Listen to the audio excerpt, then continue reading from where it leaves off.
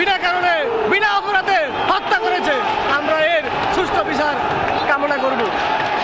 ভাই সব আপনারা যারা দেখছেন, আমরা যারা আসবে তাদেরকে দেখিয়ে দিব যে এই বিজয় সফলতা বাংলাদেশের 18 কোটি মানুষের ছাত্র জনতার বিজয়। এই বিজয় উদযাপন করে